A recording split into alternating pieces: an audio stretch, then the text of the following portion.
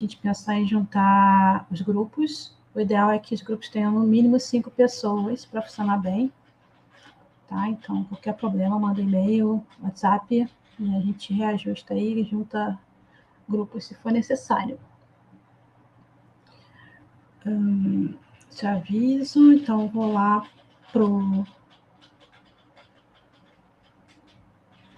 os slides. Vamos direto para os slides. Tem um vídeo que eu vou mostrar também, mais para frente.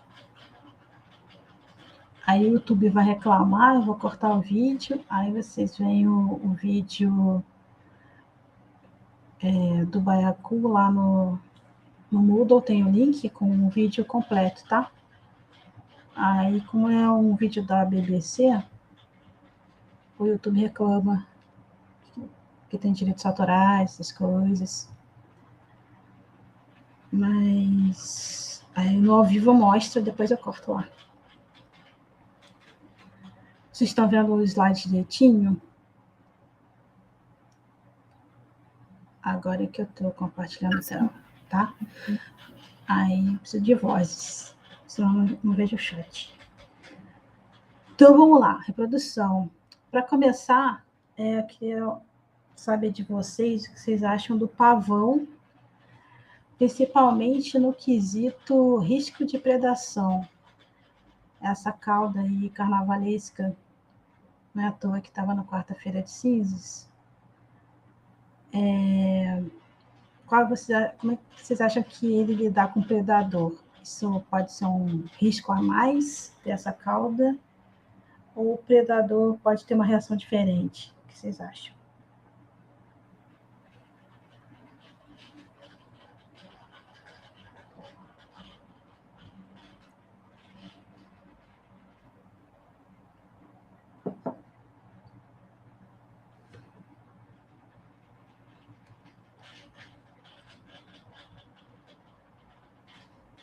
Eu consigo ler no chat também, vou mudar do slide para cá. Bora lá, gente, chuta aí, fala aí o que vocês acham.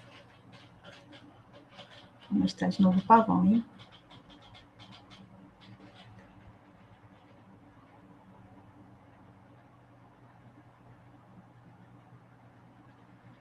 Vocês acham que o pavão tem mais risco de morrer com essa cauda colorida e espalhafatosa do que sem? Ou pensando basicamente na sobrevivência dele mesmo?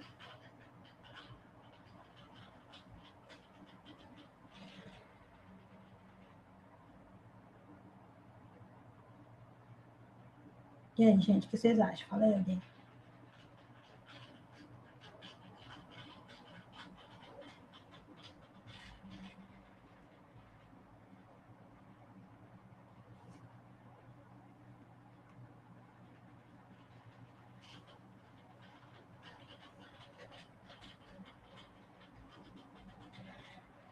Exatamente, Vitória, esse é o pensamento.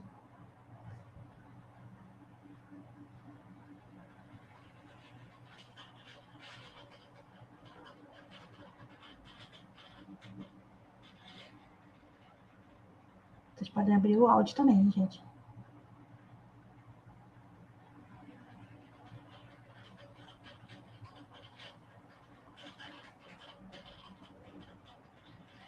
Aí, Matheus, digita. E o Vitor se empolgou.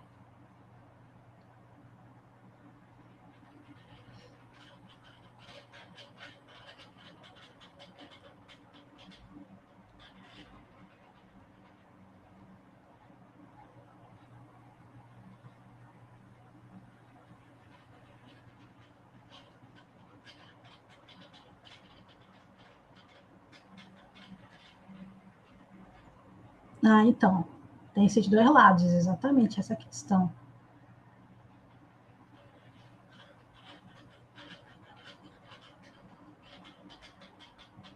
Mas, Matheus, intimidar por quê, você acha?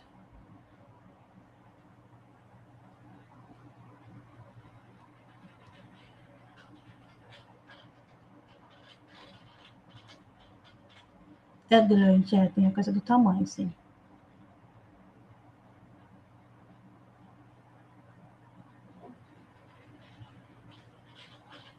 Mais alguma coisa vocês acham que poderia intimidar? Ou pelo menos o predador ficava assim mais desconfiado, achando que de repente é melhor não.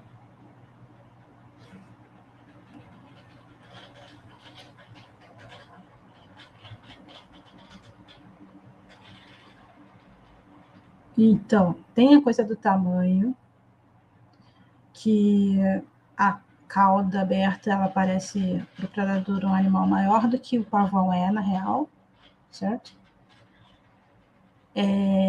E tem os olhos também, sabe? Essas coisas que parecem olhos, também dá uma confundida no predador. Ele acha que, tipo, é um monstro cheio de olhos.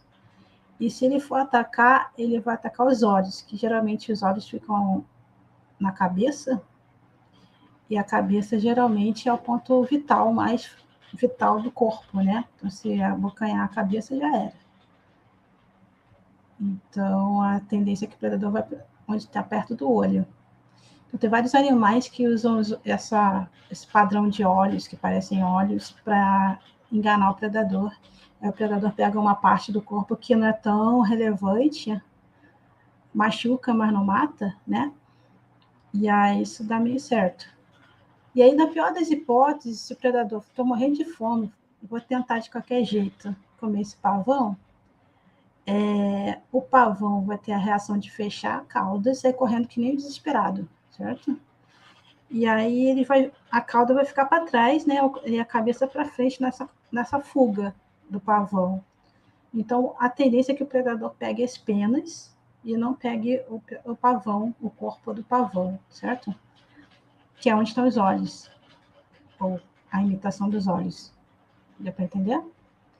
Então, a ideia é que essa tendência de aumentar o tamanho do corpo, de alguma forma, e jogar os olhos para outros lugares menos perigosos ou que sejam vitais, né, para o animal sobreviver, isso aumenta a chance. E tem outra coisa que é importante, é que quando está relacionado à reprodução, essas características tendem a ficar bem exageradas mesmo, principalmente nessa estratégia de atrair a fêmea aí do pavão macho. E aí a vantagem na reprodução é tão maior, ele vai ter mais sucesso reprodutivo, vai ter muitos filhotes, que a sobrevivência do macho ali, do indivíduo, fica em segundo plano. Então, ele pode até aumentar a chance de morrer, né, ser predado e reduzir a chance de sobrevivência, se a reprodução compensar essa perda né, de chance de sobrevivência, tudo bem? Então, é um balanço aí da vantagem na reprodução, de ter muitos filhotes logo, e se tiver um risco aí para a sobrevivência, esse risco tem que ser compensado pelo número de filhotes que nascem da reprodução.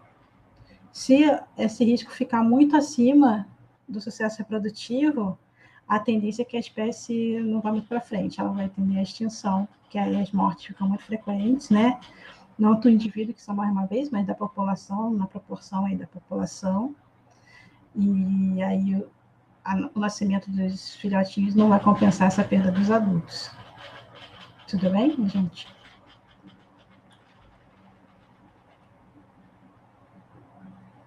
Deu para entender bem? Então, vamos lá para a aula.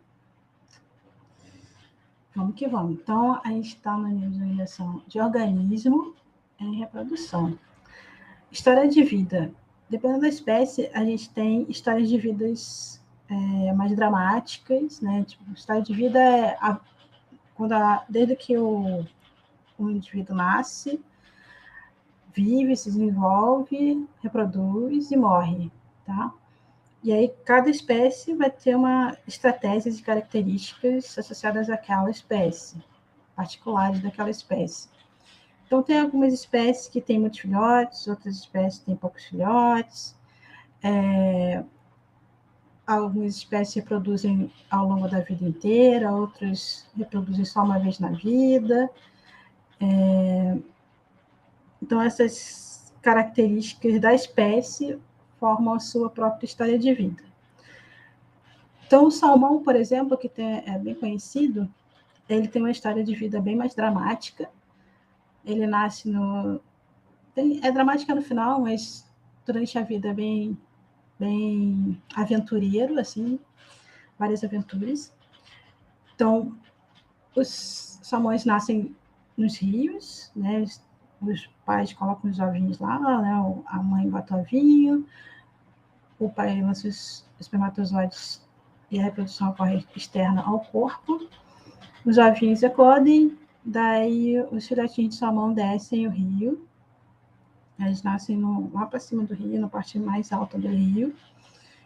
E eles nascem sabendo que tem que ir para o mar. Então, eles descem o rio, vão para o mar, passa a parte jovem deles, a parte mais de aventura, ir para descobrir o mundo no mar. E aí, quando eles estão na fase madura, ou seja, prontos para a reprodução, eles voltam para o mesmo rio, ou pelo menos para o rio ali daquela mesma região, tá? Então, eles sobem o rio, então tem os vídeos no Discovery Channel, no National Geographic da vida, dos salmões subindo o rio, pulando, né? E os ursos tentando pegar uns salmões bem gordinhos para se alimentar. E aí eles vão subindo, o salmão vai subindo o rio até chegar num lugar mais calminho. E aí tem o carnaval dos salmões, onde os fêmeas e os machos se encontram. E aí ninguém é de ninguém. Aí eles têm a reprodução, né? Então as fêmeas lançam os ovos, os machos lançam os espermatozoides. E a parte dramática é que os adultos morrem logo depois que eles colocam os ovos, né, e tem a reprodução propriamente dita. E os ovinhos ficam lá fecundados, sem os pais, sem cuidado parental nenhum. Os pais não cuidam dos ovos e morrem. Ou seja, a reprodução acontece bem no fim da vida do salmão. E aí, depois de um tempo, os ovos eclodem, os salmõezinhos filhotinhos nascem, órfãos, né? Essa parte dramática. E aí te descem o rio até o mar. Então, forma o ciclo, que é a história de vida dessa espécie. E tem muitos filhotes, né? Então, eles botam muitos ovos são fecundados e nascem muitos salmõezinhos de cada um dos casais. Uma outra história de vida mais extrema no quesito cuidado parental, que é quando os pais ou a mãe sozinha ou um grupo de indivíduos cuida do filhotinho para garantir que ele sobreviva até a fase adulta, ou seja, a fase madura onde ele consegue reproduzir, é o elefante. Então, os elefantes são bem parecidos com a gente nesse conjunto de parâmetros que eu vou mostrar. Então, eles demoram para se desenvolver, né? Dependem não só da mãe, que é um mamífero que precisa da mãe para amamentação, mas depois precisa também do cuidado ali não só da mãe, do pai, mas também do tio, do primo, da avó, do avô, toda a sociedade ali de elefantes daquele filhotinho. Então, tem muito cuidado parental e sem esse cuidado, a chance do filhote não chegar à fase adulta é muito grande, né? Os predadores estão mais só de olho esperando uma chance de pegar um elefantinho. Tem poucos filhotes, né? Então, eles nascem por estação reprodutiva, 1 ou 2 filhotes no máximo por casal, né? E demora um tempão para se desenvolver. A gente, Homo sapiens, também tem poucos filhotes, somos mamíferos, então dependemos da amamentação, né, da mãe, pelo menos, ou de algum substituto, né, da mãe que amamente, mas geralmente é a mãe mesmo, e de um grupo de pessoas que vai cuidar desse filhotinho também, não é só a mãe, necessariamente. Então, tem alguns parâmetros que são importantes para a gente descrever, né, essa história de vida, como a maturidade, por exemplo, a idade da primeira reprodução, que é quando aquele animal é considerado adulto, certo? Quando está pronto para a reprodução. A aparição, que é o número de episódios reprodutivos durante a vida, então se reproduz várias vezes ao longo da vida, se reproduz uma vez só, que nem o salmão logo depois morre, que é a parte mais dramática. A fecundidade, que é o número de filhotes por episódio reprodutivo. Então, se tem uma estação do ano que é quando acontece a reprodução, quantos filhotes nascem naquele período, né? Aí o ano seguinte, ou depois de um tempo, quando vai ocorrer de novo, vai ter uma quantidade de filhotes outro, né? Então, a fecundidade é o número de filhotes por episódio reprodutivo. E o envelhecimento é quando não reproduz mais, né? Que o indivíduo não participa mais da reprodução, que é uma parte bem importante no crescimento da população, que a gente vai ver na aula que vem. Então, essas opções de ter muitos filhotes ou poucos filhotes, geralmente está relacionado ao tamanho do corpo do animal. Então, geralmente, muitos filhotes têm mais chance de ter em animais pequenos, né? Enquanto que poucos filhotes geralmente estão relacionados aos animais grandes. Isso porque o tempo de desenvolvimento do filhotinho até a fase adulta é mais lento nos animais maiores, né? Lógico que tem exceções nessa regra, como, por exemplo, a tartaruga marinha, que é um animal grande, só que tem um monte de filhotes. Não tem cuidado parental. As tartaruguinhas marinhas também nascem órfãs, mas não porque a mãe morreu, mas porque ela abandonou os filhotinhos, né? Então não é bem órfã o termo, mas elas têm que também, assim como o salmão, filhotinho, tem que se virar sozinho. Então, no caso da tartaruga marinha, a história de vida começa com a mãe colocando os ovos numa praia. A mãe está grávida, né? Vai lá numa praia X. Geralmente ela escolhe praias mais tranquilas, com menos pessoas, né? E procura um lugar mais distante das ondas, né? Mais longe da maré alta, para cavar e colocar os ovos. Então ela cava, bota os ovos, depois tampa o buraco, né, para proteger os ovos e vai embora. Adeus, filhotinhos. Daí, depois de um tempo, os ovos eclodem, as tartaruguinhas saem dos ovos. Primeira missão, descavar o buraco, sair do buraco desesperadamente. Então, elas vão cavando para cima até sair do buraco.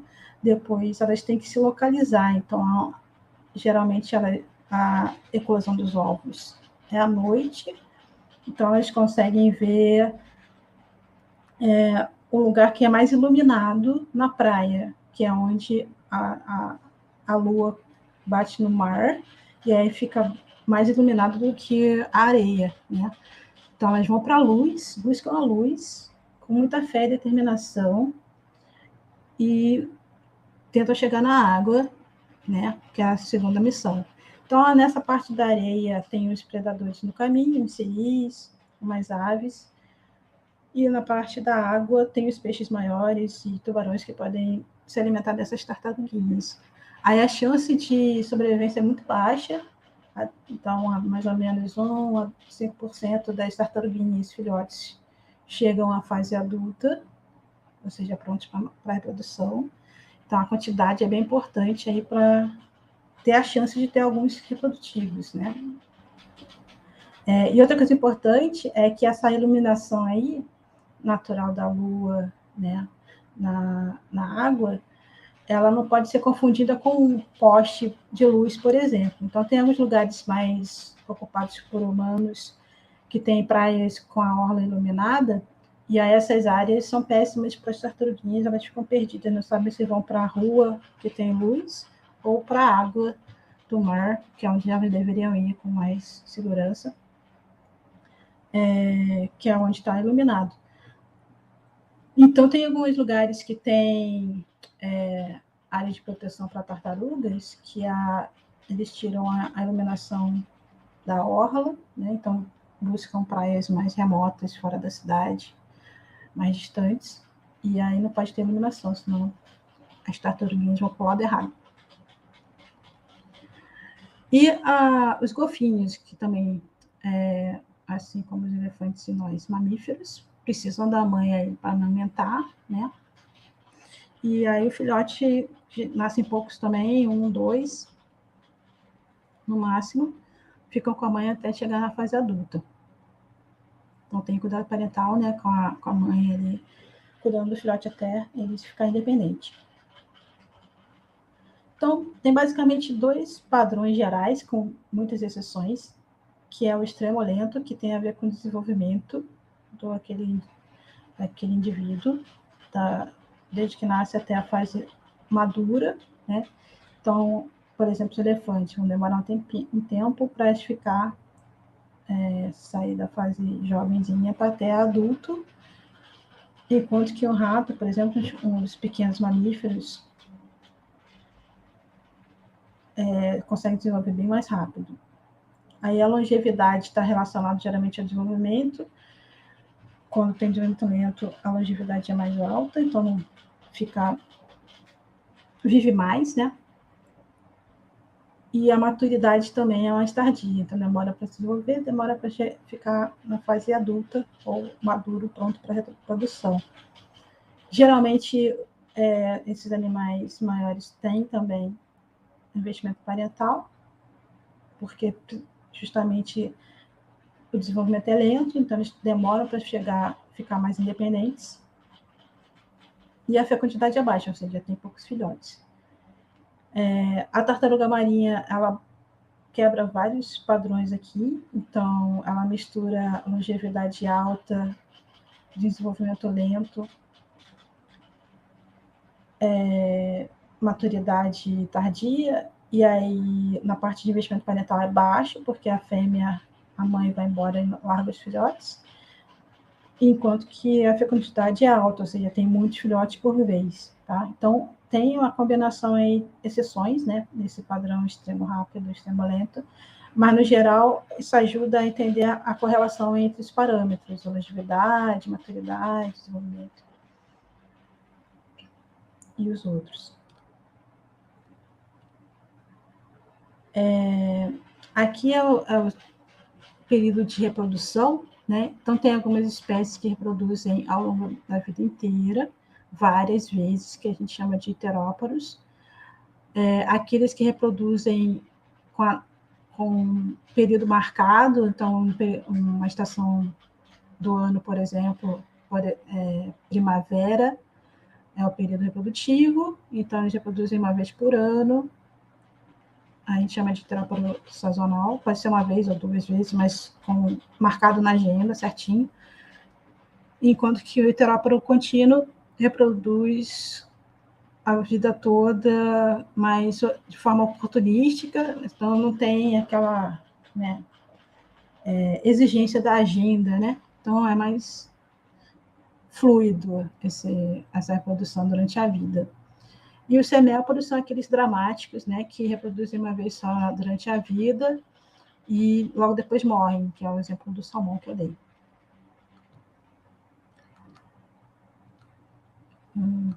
Aqui.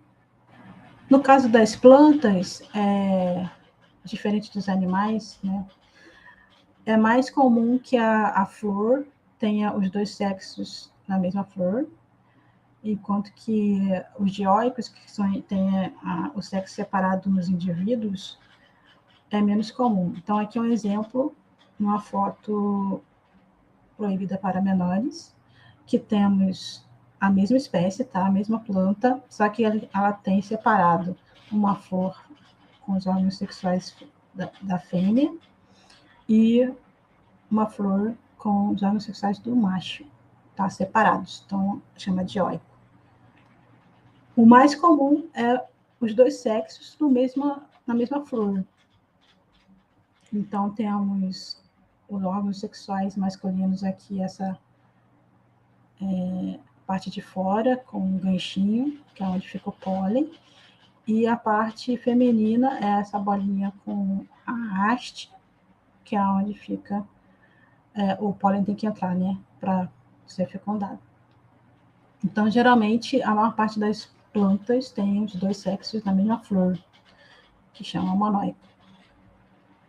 Né, a maior parte dos animais é o contrário, né, os sexos são separados. Tem o indivíduo macho e o indivíduo fêmea.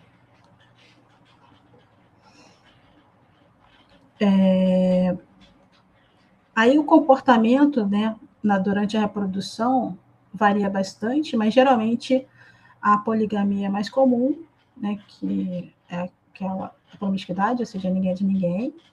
E a monogamia acontece quando tem cuidado parental. Então, e a monogamia, nesse contexto, ela não é tipo um macho e uma fêmea para o resto da vida.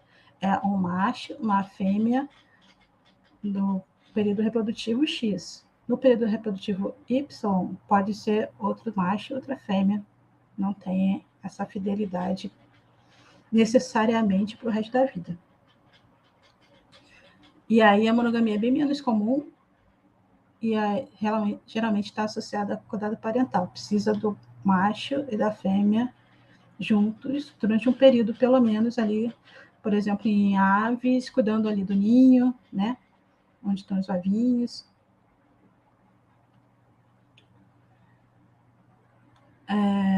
Tem alguns comportamentos relacionados à defesa de harém também. Então, quando tem um macho ou uma fêmea, depende da espécie, vai ser o macho dominante ou a fêmea dominante.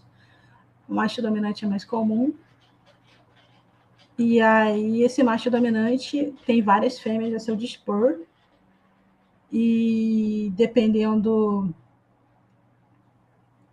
da concorrência, né, vai ter uma disputa aí pelo harém. Então, de vez em quando, um jovenzinho fica um pouquinho mais confiante, né? Fala, esse velhinho já tá meio caído, né? De repente eu consigo ganhar dele na luta e consigo o harém, que é uma grande vantagem, né? Porque o gene dele vai ser passado por várias fêmeas, os filhotes, né? Lógico, nascendo.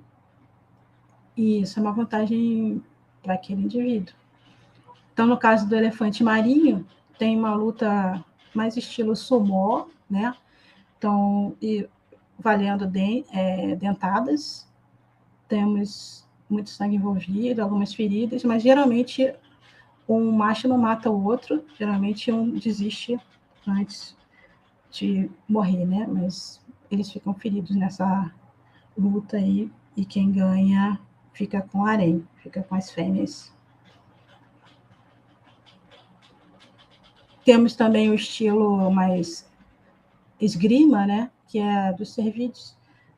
Eles ficam batendo cabeça, batendo chifre um tempo. Tem regras, obviamente, não pode bater o chifre na barriga de lado, né? Que é a primeira coisa que eu ia pensar fazer, mas não pode fazer. E aí eles ficam batendo cabeça. Então, ganha quem tiver a cabeça mais dura, o chifre mais resistente e que não tem enxaqueca de preferência. Então, o vencedor fica com as fêmeas e reproduz, passa o gene para mais indivíduos, fêmeas, né, e mais filhotinhos por aí. O nosso pavão, né, que é aqui mostrando a fêmea, que é bem mais discreta, né, meio cinza marrom, sem essa cauda gigante, e aí o macho fica se exibindo aí, né, mas balançando a cauda, espalhando essas penas para que é lado, e faz um sucesso com as fêmeas danado. Então, a seleção sexual é uma parte da seleção natural associada só à reprodução e aquelas espécies que têm dimorfismo sexual, ou seja, a fêmea é diferente do macho. Temos dois tipos básicos, a seleção intrasexual é entre o mesmo sexo, então geralmente associada a essa disputa de harém, né? Então o macho briga com outro macho, ou a fêmea briga com outra fêmea, né? Para disputar o harém e conseguir mais o sexo oposto, né? Mais indivíduo do sexo oposto para a reprodução, tendo mais filhotes, né? Passando mais o seu próprio gene para gerações futuras. Essa seleção ela leva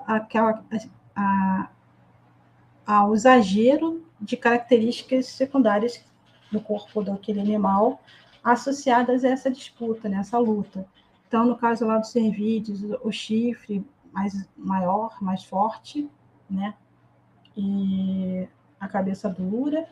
No caso dos elefantes marinhos, o corpício, né, mais forte, e também os dentes afiados, né? E fora a agilidade e técnicas de luta associados.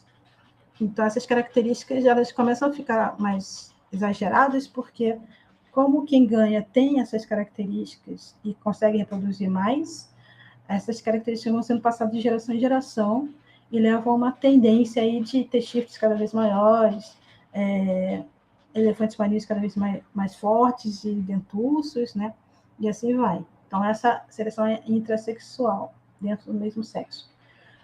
A seleção intersexual é o exemplo do pavão, por exemplo, que é entre os sexos diferentes. Então, as características estão associadas à atração do outro sexo, né? Então, por exemplo, o pavão macho vai ter aquela cauda carnavalesca atraindo as fêmeas, né? Que vão escolher o pavão com maior desenvoltura e melhor combinação de cores, né?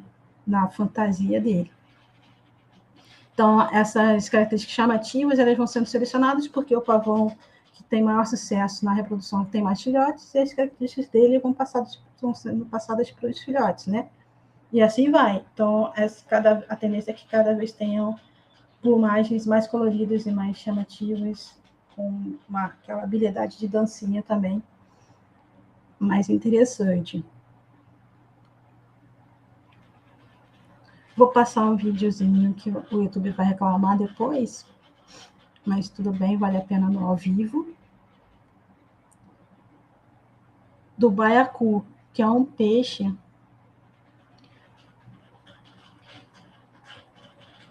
Oi, Kai.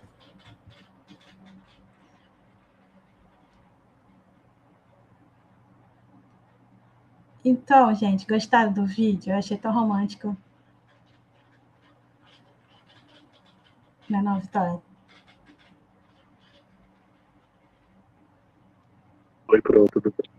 E aí, cara? Nossa, adorei o vídeo, muito bom. Nossa, incrível, É né? incrível, cara. Como pode, né? Muito lindo. Como pode?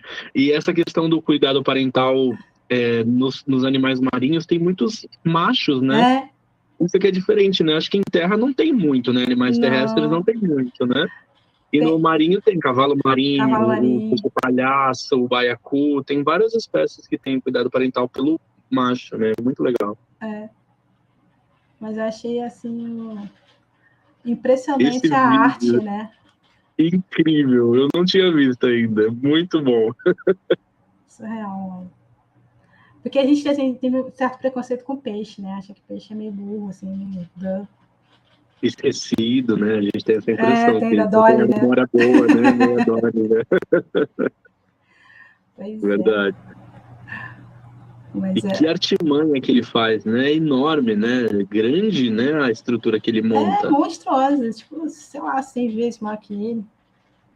E é interessante como eles usam, não só eles, né? Várias espécies marinhas acabam usando as conchinhas Aham, como forma de adereço, né? O ouriço sim, do mar faz isso. pois Tem é. várias espécies que têm essa mania de ficar colocando conchinhas como adereço. Algumas para se proteger, nesse caso aí para decorar, para ficar bonito, né? É muito. Nunca imaginei isso do baiacu, realmente. Também não. Muito legal, muito legal. A BBC, eles são demais mesmo, né? São Que qualidade de vídeo. É incrível. incrível. E eu acho que eles acharam isso ao acaso. Foi tipo um mergulhador viu. E aí eles botaram as câmeras ali perto para ver o que era, sabe? Uhum. Né? Você vê uns círculos no meio da água, o que é isso, né? Achar que é alienígena.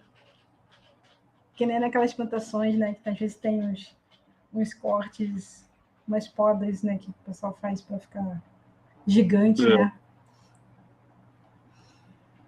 Mas para finalizar, gente, então além do comportamento no ritual, né, de acasalamento, né, temos também o comportamento social. Então, principalmente com espécies que vivem em grupo, a gente vai ter alguns comportamentos interessantes, como em humanos, né, que vivem em grupo também, essas muvucas que a gente vai voltar a frequentar. A gente precisa de gente perto. assim como qualquer presa, né? Então, aqui um exemplo do cardume de sardinha gigante, com os tubarões em volta. Então, aquela coisa do tamanho que a gente falou no início também, né? O tamanho do corpo dá uma enganada, né? Que é um animal muito maior. O tubarão também fica meio desconfiado, já, tá, esse monstro gigante aqui, meio que muda de forma, é muito grande para abocanhar, né? Mas eu vou ficar por aqui, vai que sobra alguma coisa menor. Então, a tendência é que a sardinha, aí, no caso, vai ter um empurra-empurra enlouquecido, né? Mais violento do que trem lotado ou ônibus lotado, para entrar ali no meio do cardume, né? Para o centro do cardume, que é mais seguro, enquanto que vai ter um empurra-empurra e algumas sardinhas vão ser expulsas, né? Chutadas do cardume, e aí o tubarão pega uma ou outra sardinha que foi chutada do ônibus, né? Então, esse comportamento de grupo, né, formando um grupo de, aí no caso, sardinhas, que parece um organismo muito maior do que a sardinha, ajuda na proteção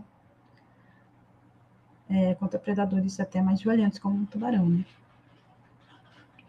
E aí tem outras espécies que são mais solitárias, caçam sozinhas, né, predam sozinhas, e elas se garantem sozinhas. A vantagem é que a comida é toda para elas não tem que dividir, né? Mas tem que procurar sozinha, né? Então não tem a parte colaborativa da vida em grupo, que ajuda a aumentar a chance de se alimentar, de reproduzir também, de estar os parceiros ali perto já. Então tem vantagens e desvantagens. Não viver sozinho e viver em grupo. Vou dar uma aceleradinha para chegar na eusocialidade, que é o máximo do máximo de organização que uma sociedade pode ter, né? Poucos grupos, né? Poucas espécies que vivem em grupo conseguem esse conjunto de características e de capacidade de organização, né? Nós humanos temos aí até mais ou menos a terceira, a quarta não.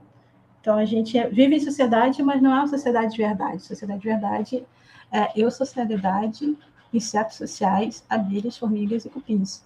Então, a gente tem como característica dessa eusocialidade vários adultos vivendo em grupo. Então, várias espécies vão ter essa característica de viver em grupos.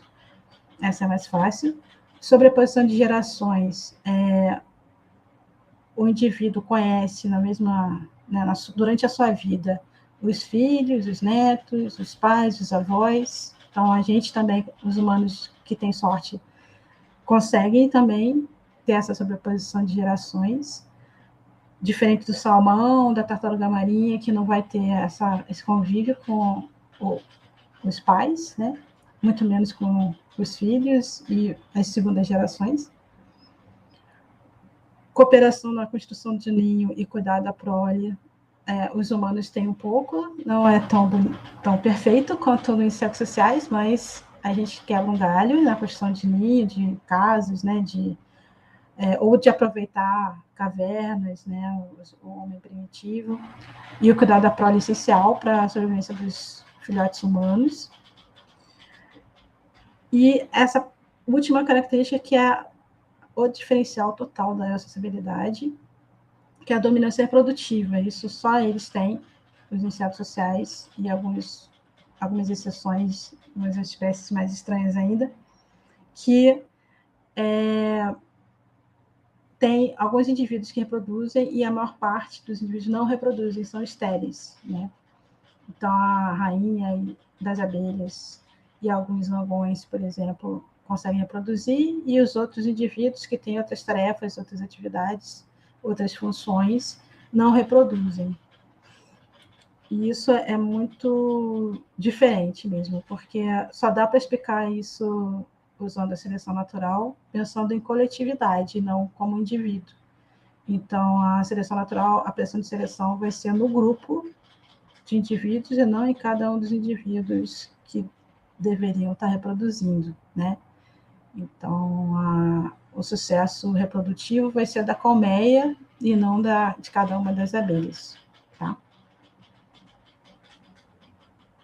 E aí a diferença de funções é gritante a ponto da forma do corpo dos organismos de cada um dos indivíduos é muito diferente. Aqui é um exemplo com os cupins. Então, temos os soldados com aquelas mandíbulas mais violentas, né? Os trabalhadores, geralmente, aí, no caso dos cupins, vão fazer a manutenção da cupinzeira para manter lá ele sem buracos, né? Na temperatura certa. Aí tem os reprodutivos, a rainha, o rei.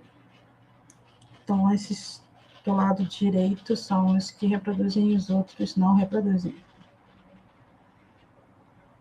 Muito bem, minha gente. Vamos voltar. Alguma dúvida, gente? Algum comentário? Recomendo que vocês vejam o vídeo lá no Moodle. Eu coloquei o link do vídeo completo lá. No slide, eu só encontrei o link do vídeo cortado, mas porque eles reclamam mesmo no YouTube, eles vão tirando os vídeos, mas eu consegui baixar esse completo antes. E é muito lindo.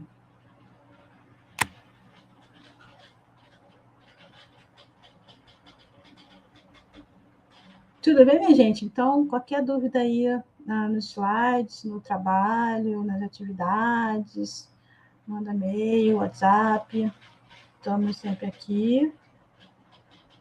E quem tiver em grupos com 4 pessoas ou menos, gritem rapidamente para juntar os grupos.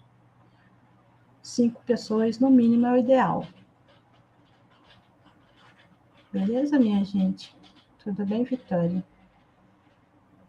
Agora eu vou dar mais atenção para quem está com o vídeo aberto, ou quem fala no chat. Então é isso, minha gente. Até semana que vem. Obrigado, Pro. Muito boa essa aula. Eu adoro, muito legal. É. A questão do pavão dos olhos, aquilo é muito fascinante. É muito legal, né? E o fato de você falar que parece um monstro, realmente, né? Você pensar num predador que tem uma visão diferente, né? Uhum. E o pavão mexe ainda, né? É. Ele dá aquela movimentada nas penas. Muito legal essa aula.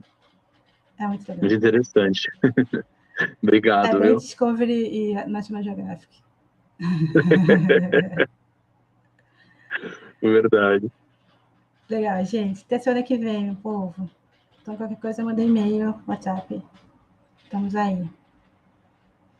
Até amanhã, Pro. Amanhã. Até amanhã. Nós estamos até amanhã, né? Tchau, Vitória. Valeu.